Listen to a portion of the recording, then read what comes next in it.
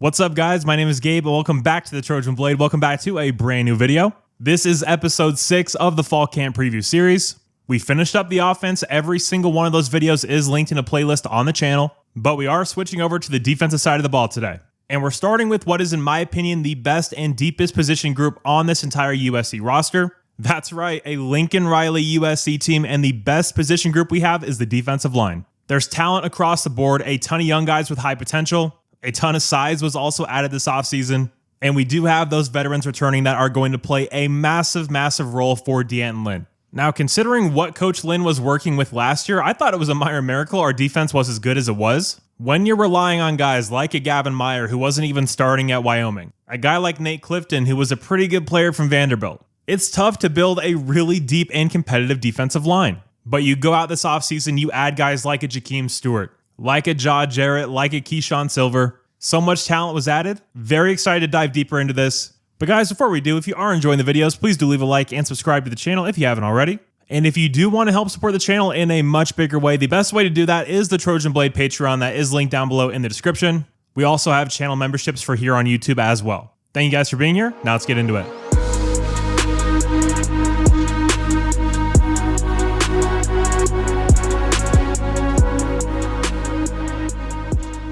All right, so we're going to start with the 4 guys that I believe to be starting. Obviously, we're going to see a ton of rotation on this defensive line, but this just kind of makes it easier.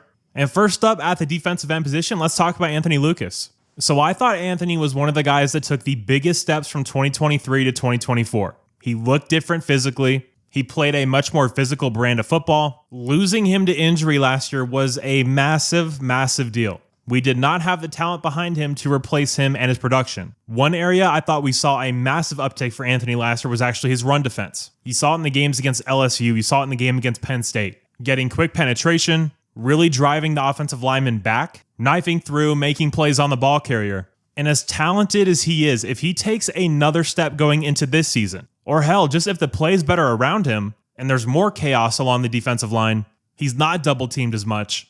That's going to free him up to have a massive year for us. Now, next to him at the defensive tackle spot, I have Devin Tompkins. I was saying it after last season. You've heard Coach Henney single him out as well. Devin Tompkins is the guy I expect to break out on this defensive line.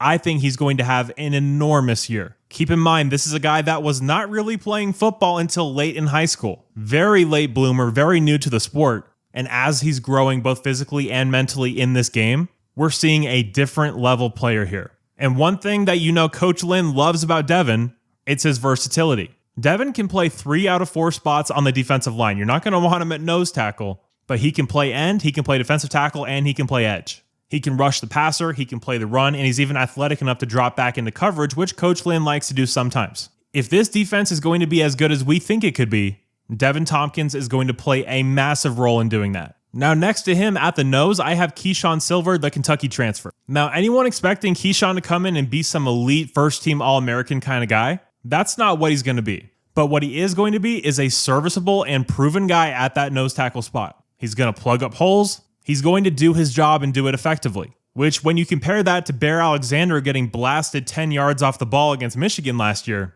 that's going to be a massive, massive upgrade at that spot. Now, I know it's nauseating to hear, because every single time you watch an ESPN broadcast, all you hear is, oh, it's SEC speed. Oh, an SEC defense, SEC this, SEC that. But there is a certain kind of player that comes from the SEC. A certain height, weight, and athleticism combination that doesn't really exist in any other conference. And Keyshawn Silver is exactly like that. This is a massive human being that moves really, really well, has the ability to run down guys, and I think overall is going to be a steadying force in the middle of that defensive line. And then at the edge position, I have Cam Fountain starting there. Cam Fountain's one of those guys that's just built differently. He looks like a first or second round pick in the NFL draft just physically. His elite first step, his ability to bend, his violent hands, his natural strength, his football IQ. I mean, this kid really has it all. As a freshman, he was the best on the team at setting the edge last year. Easily, in my opinion. He was never greedy. He was never selfish. He always did his job.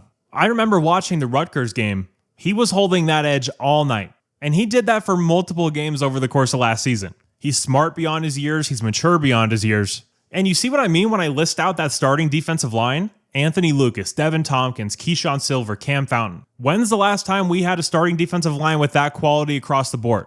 It's been a long ass time, and I'm very excited about that group. All right, now getting into the depth and rotational pieces, let's talk about Braylon Shelby. Braylon's another guy that can play multiple spots for you. Defensive end, also edge rusher, has the ability to drop back into coverage. On third and longs and obvious passing downs, when we bring out that NASCAR package, kick out the nose tackle so he's not in the field anymore, I assume we're going to see Devin Tompkins and Anthony Lucas inside at those 2 tackle spots, and Cam Fountain and Braylon Shelby at the 2 pass rushing positions. Braylon's another one of those guys that's super patient when he's playing the run. We don't have a lot of selfish players on this defense anymore, and Braylon certainly embodies that more than anybody. He has that high pass rush upside, which last year would have been nice to see him get some more pressures and definitely some more sacks, absolutely. But I thought he was fantastic in the game against Texas A&M, and he definitely flashed at various points over the course of last year. So if he can be more consistent, more productive, just take another little step forward, which I assume he's going to do, based on both his personal talent and this elite coaching staff. But having a guy like this to come off the bench, again, just speaks to the depth and quality of the Trojan defensive line. Let's talk about another young guy that's going to be playing inside in Jahdae Abasiri.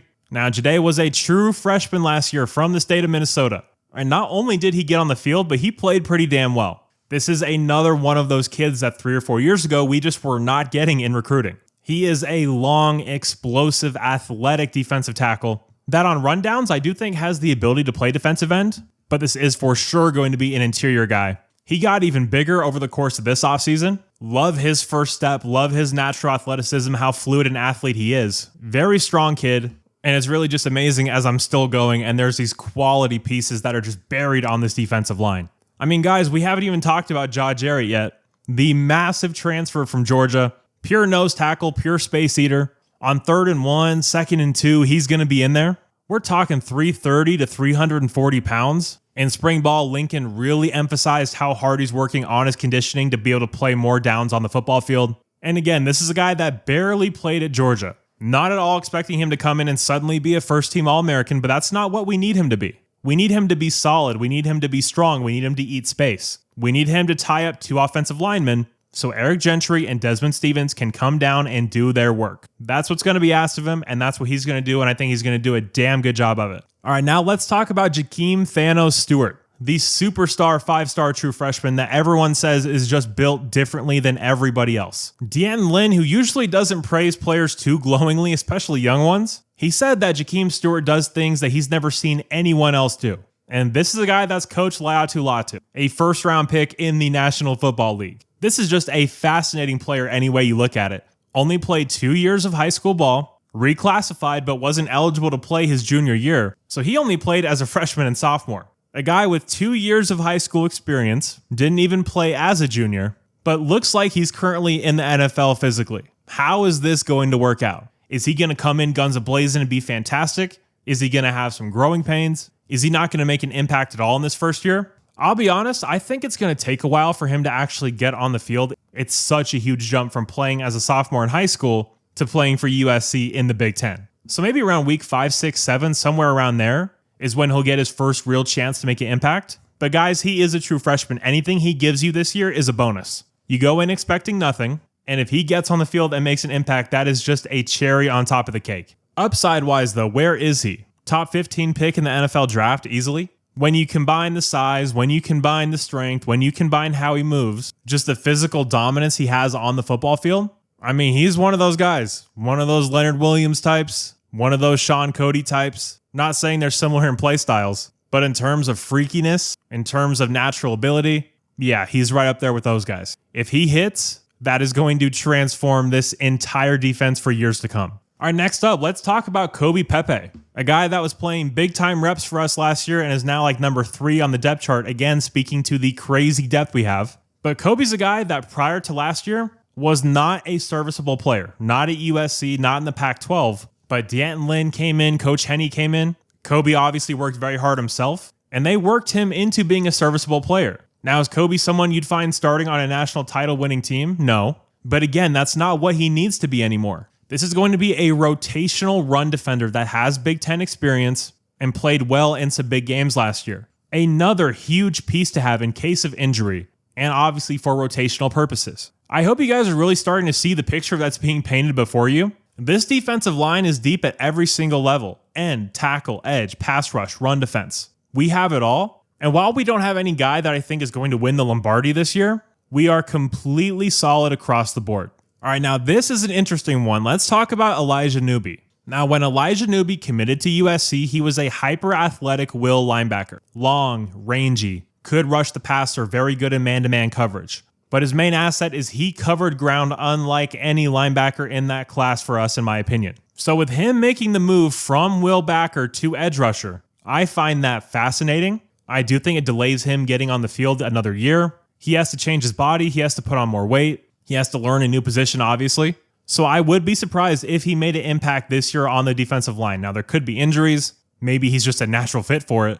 But again, I do think that the size is going to be an issue early on. But clearly, Coach Lynn thought that his skill set better suited the defensive line as opposed to playing linebacker. Or maybe there was just an easier path to get him on the field. But that palette you're working with is extremely interesting. Not a lot of pass rushers can run like that or that long. Yeah, very interested to see if that move is going to work out for him. All right, now getting into the young guys, let's talk about Gus Cordova. With any other player that had his tape, easily would have been a 4-star, maybe pushing for a 5-star. From Lake Travis High School in Texas, Gus Cordova is a wrecking ball on the defensive line. He's one of those stereotypical crazy lunatic white boy defensive linemen. That man has a never-ending motor and a true bloodlust on the football field. This kid is so much fun. He's going to be a big-time fan favorite early on. Jakeem Stewart's just on a different level, so I don't really count him with the other young guys. But if any of the freshmen are going to make an impact, obviously outside of Jakeem Stewart, Gus Cordova is going to be the guy. He's physically ready to play college football, in my opinion. He is crazy strong. Like I said, his motor never ends. He's in great condition, and he has the mindset down. And it's not like Tackett Curtis, where it's just uncontrolled violence, headhunting people for no reason and then not taking accountability. He's a very good teammate. And yeah, if any of the freshmen are going to play this year, it's going to be him. Carlin Jones is a big defensive tackle that a lot of people were excited about last year before he injured his foot. Very highly rated recruit out of the state of Texas. Going into his redshirt freshman year, is he someone that can break through and get on the field? Floyd Boucard is a true freshman from Miami. And this is another one of those SEC type of players. I mean, you're seeing him on your screen now. Very big, very physical, very, very fast. Whenever I talk to people that are in and around the USC football program, Floyd Boucard is a name that comes up often as a name that people are very, very impressed with. Ratumana Bulabalavu is a name a lot of people are excited about as well. Tim Prangley over at LAFB, this is one of his guys. Very strong guy, versatile player as well, can play defensive end, can play defensive tackle. Definitely a nice rotational piece. Jaden Ramos is a 6'5", 240-pound defensive lineman from the state of Texas. Don't think he's ready to play this year physically. Definitely a developmental guy. And finishing off, we have Cash Jacobson. He's another true freshman from the state of Oklahoma. This is a guy that USC and Oklahoma were battling for head-to-head very late in the process. The fact that he chose USC over his in-state Sooners just shows how smart he is. But this is another one of those guys, whenever I talk to people inside the USC program, Cash Jacobson is a name that has been impressing a ton so far this offseason, mainly from the strength and physical standpoint. Again, do not know if he's ready to play this year, but people are definitely more comfortable with him than some of the other younger guys on this team. And yeah, guys, that is the Trojan defensive line. I mean, just looking at it and running down these names: Anthony Lucas, Cam Fountain, Jakeem Stewart, Braylon Shelby, Jaw Jarrett, Devin Tompkins, Kobe Pepe, Jade Abasiri, Keyshawn Silver. We are deep, we are talented, we are much bigger than last year. And for me, this is the best position group on this USC roster. Please let me know any and all thoughts you guys have about the defensive line down below in the comment section. And if you did happen to enjoy this episode of the Fall Camp Preview Series, please do leave a like and subscribe to the channel if you haven't already. Thank you guys so much for all the support. You're all awesome. And as always, take care and fight on.